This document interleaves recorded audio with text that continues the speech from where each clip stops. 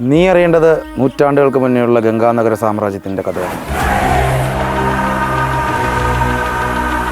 എല്ലാവർക്കും ഏറെ പ്രിയപ്പെട്ടവനായിരുന്ന യുവരാജാവ് മാർത്താണ്ഡൻ്റെ കഥയാണ്. ഗംഗാനഗര രാജാവായ വീരശക്തൻ്റെ 60-ാം പിറന്നാൾ. തൻ്റെ പ്രിയപുത്രനായ മാർത്താണ്ഡനെ രാജാവായി പ്രഖ്യാപിക്കാനിരുന്ന അതേ ദിനം. അങ്ങനെ ഈ ദിവസം വലിയ ഈശ്വരഭക്തനായിരുന്ന വീരശക്തൻ രാജഗുരുവായ ജയവർമ്മൻ്റെ അടുത്ത് ജ്യോതിഷം നോക്കുവാൻ ചെല്ലുകയുണ്ടായി. വലിയൊരു വിപത്ത് വരുന്നതായി നാം കാണുന്നു. ഗംഗാനഗര സാമ്രാജ്യത്തിന്റെ നാശം തന്നെ നാം കാണുന്നു. രാജഗുരുവിൻ്റെ വാക്കുകൾ വീരശക്തൻ ആരെയും അറിയിച്ചില്ല. തൻ്റെ പുത്രൻ്റെ പട്ടാഭിഷേകത്തിനുള്ള ഒരുക്കങ്ങൾ അദ്ദേഹം ആരംഭിച്ചു.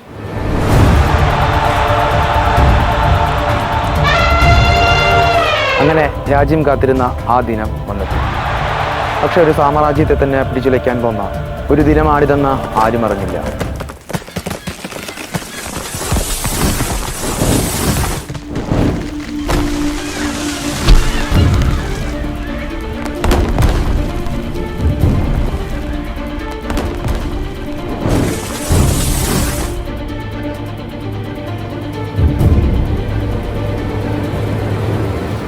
എടാ, അയാളെവിടെ? എടാ, എനിക്ക് ഈ കഥയുടെ ബാക്കി അറിയണം. എന്താണെന്ന് അവിടെ നടന്നത്? ഞാനും ഈ കഥയും തമ്മിലുള്ള ബന്ധം എന്താ?